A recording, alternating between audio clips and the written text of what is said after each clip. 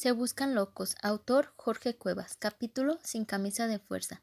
Aceptar lo positivo que tenemos. Soy más grande y mejor de lo que pensaba. Yo no sabía que tenía tanta bondad. Walt Whitman. Aceptar que tenemos cosas que podemos mejorar y que incluso hay otras cosas que no están en nuestras manos es muy importante, como también lo es aceptar nuestras cualidades. A veces no nos fijamos en el potencial con el que contamos. Sabemos que tenemos defectos y nos concentramos en ellos, y en nuestro afán por mejorar podemos llegar a olvidar que hay cosas en las que ya éramos excelentes. ¿Qué mejor para ejemplificar esto que una pequeña historia que recuerdo haber leído en un libro de Alejandro Jodorowsky? Un señor de 85 años fue muy preocupado a una consulta médica. Al llegar, el doctor le cuestionó: ¿Cuál es su problema, señor? Comienzo a envejecer. ¿Por qué lo cree? Es que hoy por la mañana comencé a acariciar a mi mujer y ella me dijo sorprendida: ¿Qué traes? ¿Qué quieres? Yo me sentí mal y le dije: ¿pero es que no te das cuenta que quiero hacerte el amor? Entonces ella me dijo: pero Gerardo, ya hicimos el amor 2 veces anoche y antenoche y también ayer por la tarde. Mientras mi mujer me decía esto, me di cuenta de que lo había olvidado. ¿Se da usted cuenta, doctor? Comienzo a envejecer, estoy perdiendo la memoria. Efectivamente, en muchas ocasiones nos enfocamos en nuestros defectos y dejamos de ver nuestras fortalezas. Tenemos una gran capacidad para encontrar los defectos de los demás, y cuando se trata de nosotros mismos somos aún más estrictos. Siéntete orgulloso al ver las cualidades con las que cuentas. Si eres inteligente, bueno para un deporte, constante, amiguero o alegre, reconócelo. Aceptar que contamos con virtudes no significa ser presumidos. Es el primer paso para darnos la oportunidad de aprovecharlas, y aprovecharlas es tener sabidurías. Dice Edward de Bono que la diferencia entre sabiduría e inteligencia es la siguiente. Inteligencia es tener una receta de cocina, todos los ingredientes y elaborarla a la perfección. Sabiduría es contar con solamente algunos ingredientes y hacer con ellos algo que valga la pena. En la vida nunca tenemos todos los ingredientes ni tampoco recetas. Por eso es tan importante reconocer los ingredientes con los que contamos, es decir, nuestras cualidades, y hacer con ellas algo que valga la pena. Reconoce ante ti y ante los demás todas esas cosas valiosas con las que cuentas, porque de hecho el afán excesivo de no decir que somos buenos para algo se convierte en falsa modestia. Este tema de que nos es más fácil ver nuestros defectos que nuestras virtudes me lleva a pensar que también es más fácil aprender a memorizar que olvidar, porque la historia de nuestras vidas está llena de momentos positivos y de momentos malos, y aunque es necesario aprender de los malos ratos, yo creo que es muy valioso recordar y a veces hasta revivir como si fuera una película los momentos por los que vale la pena vivir. Y así como hay personas que se concentran en sus defectos y no en sus cualidades, también hay quienes se concentran en los malos momentos y al recordarlos con amargura y no pensando en lo que aprendieron de aquellas situaciones, solo abren más y más las heridas. Incluso hay parejas que en vez de recordar aquellos instantes que hacen sonreír, prefieren recriminarse actos que se suponía que habían quedado saldados. Por eso me encanta platicar con mi abuela, porque te cuenta las anécdotas agradablemente de sus historias, y te platica con una sonrisa tal que hasta creo que ha olvidado los tragos amargos que ha bebido.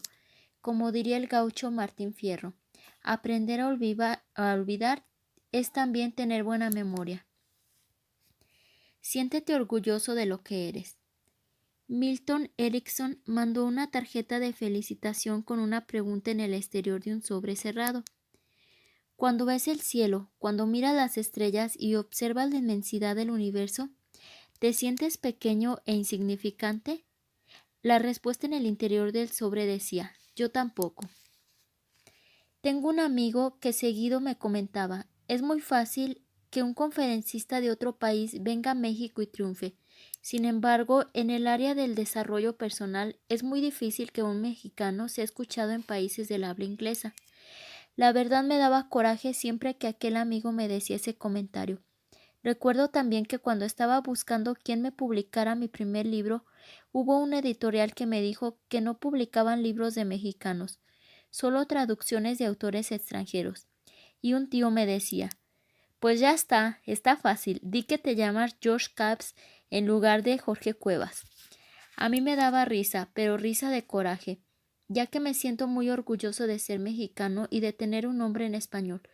Por supuesto que no tengo nada en contra de otros países. Lo que quiero destacar es que también nosotros podemos sentirnos orgullosos de lo que somos y de lo que hemos hecho.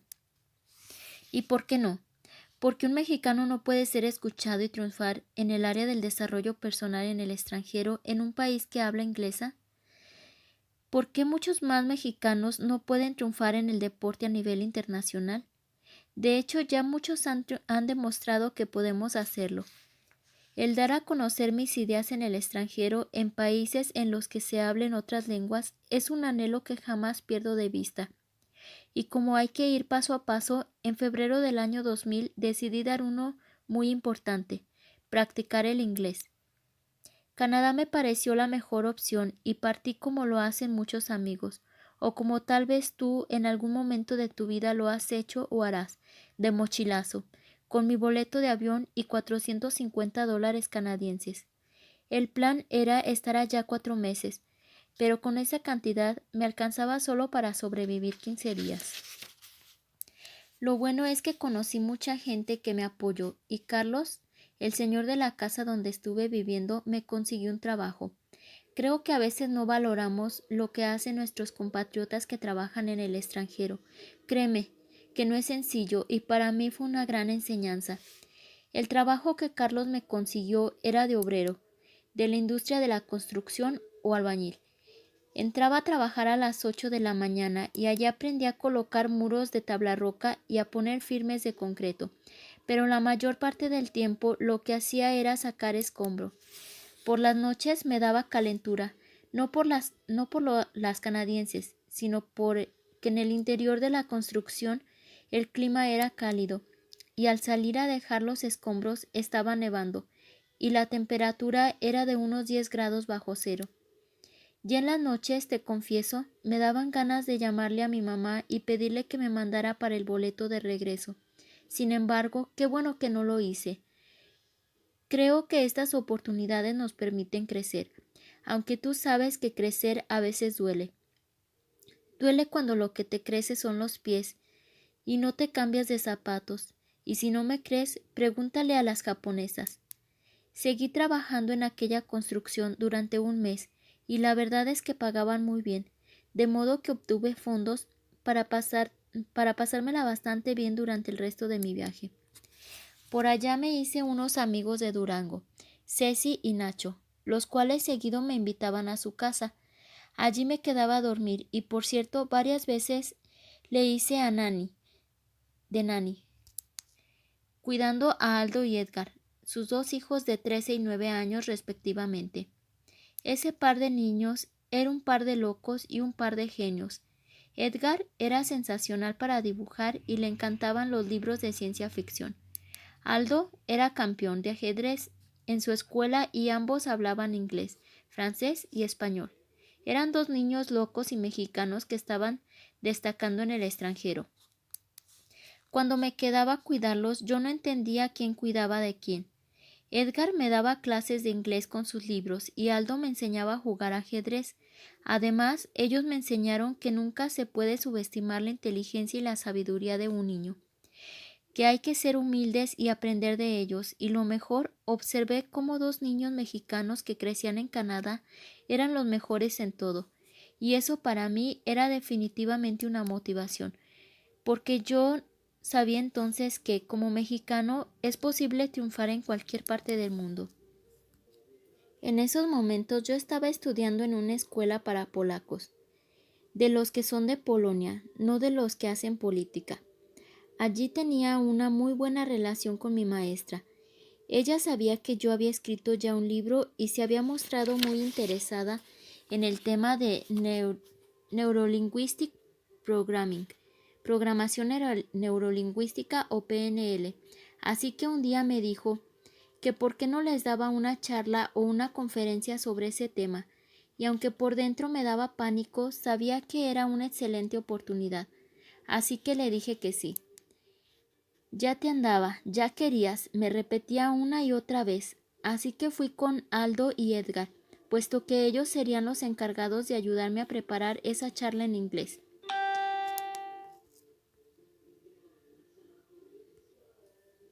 Compré el libro de Anthony Robbins, Unlimited Power, Poder sin Límites, porque ya lo había leído en español, y lo que pretendía leerlo ahora en inglés era familiarizarme con los términos de PNL en ese idioma.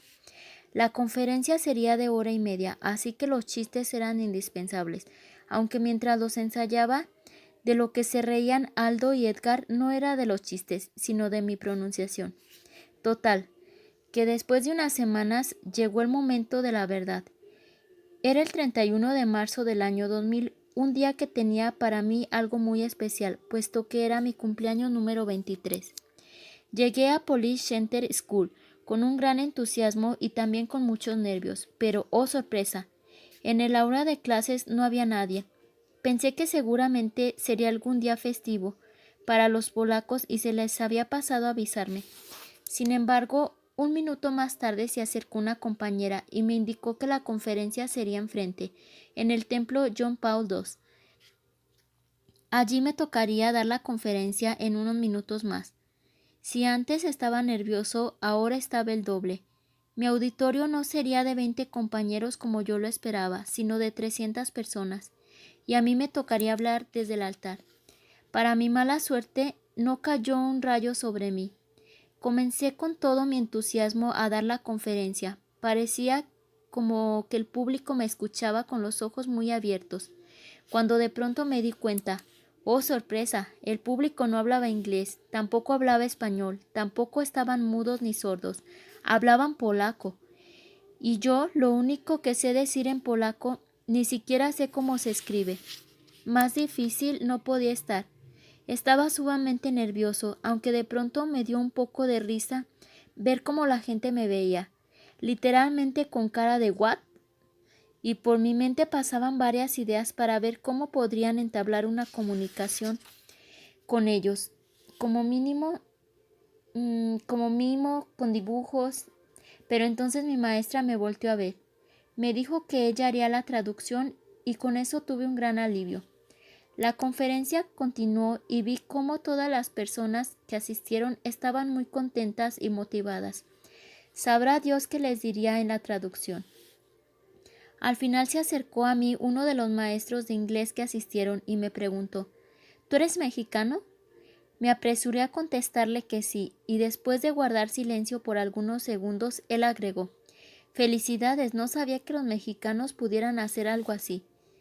Sé que el comentario de aquel maestro pretendía ser un halago, y aunque lo hizo con toda la buena intención del mundo, para mí fue una mentada de madre. Caray, en nuestro país tenemos grandes cerebros en materia de tecnología. Tenemos extraordinarios literatos, excelentes deportistas, muy buenos directores de cine. Somos la mejor mano de obra del mundo, y sin embargo, muchas veces salimos al extranjero con la cabeza agachada, sintiéndonos menos, e incluso hay quienes buscan a toda costa ocultar que son mexicanos. Y así nos creamos una imagen en la que decimos al mundo que medio nos sentimos orgullosos y medio nos avergonzamos de que lo somos. ¿Cuándo has visto a un francés que al hablar español trate de ocultar su acento para que los demás no sepan cuál es su nacionalidad? Es cierto, es bueno que cuando uno aprende a hablar un idioma trate de hacerlo lo mejor posible, pero no hay por qué sentirnos avergonzados de nuestras raíces. El mundo nos va a tratar como nosotros queramos que nos trate. Si nos sentimos menos, así lo hará. Si caminamos con la frente en alto, también nos tratarán así. Me da muchísima tristeza cuando paso por un consulado de Estados Unidos en alguna ciudad de nuestro país y veo que la gente espera su turno con unos nervios terribles y la cara agachada. Para nada pienso que esté bien que nos nieguen las visas, y desde luego que es normal ante la situación de la gente que se ponga nerviosa. Eso Eso es normal, pero pero un loco caminaría con la frente en alto, orgulloso de lo que es. Curiosamente, a esos locos que llegan con esa tranquilidad y desparpajo muchas veces les otorgan su visa, incluso sin haberles revisado los papeles. Tú y yo podemos pararnos en cualquier lugar, en cualquier estrato social, en cualquier país y hacerlo con la cara en alto. Si te ven de arriba hacia abajo, te barren. Si te hablan golpeado o queriéndote hacer sentir menos, esos son sus complejos, ese es su problema. Es su pan, que se lo coman. No les aceptes el regalo. Tú siéntete orgulloso de ti. Incluso las personas que son así, las personas ostentosas que quieren demostrar a toda costa que son superiores, en el fondo denotan que están acomplejadas, que se sienten menos. Definitivamente no hay personas superiores a nosotros y obviamente tampoco nosotros somos superiores a otros pueblos. Simplemente somos seres humanos con características diferentes, con historias diferentes e incluso con mundos diferentes.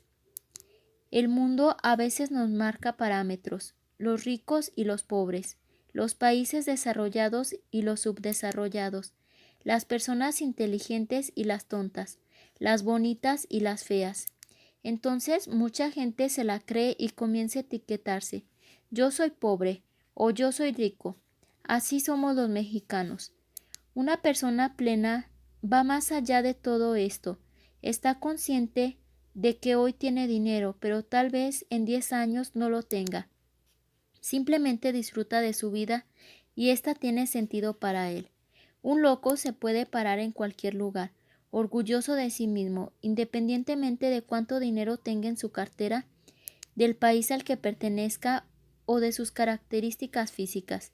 Tengo un excelente amigo llamado Omar Flores, que fue mi compañero en la universidad y tiene una característica muy particular, una nariz muy grande, pero en serio grande. De hecho, mucha gente le hacía burla, entre ellos yo, y a pesar de ello, él siempre decía que su gran nariz era su principal atractivo. Y lo decía en serio, lo creía. Era una persona que se sentía muy orgullosa de quién era y de cómo era, y eso lo proyectaba ante los demás. Incluso las chavas lo seguían. Las más guapas e inteligentes de la escuela llegaron a andar con él, y en eso mucho tenía que ver el hecho de que él se sentía contento consigo mismo. Se aceptaba, es más, no solo se aceptaba, sino que se sentía orgulloso de sus características. Y tú también puedes. Siéntete orgulloso de tu país, de tu trabajo, de tu pareja, de tu familia, de ti. Siéntete orgulloso de cómo eres.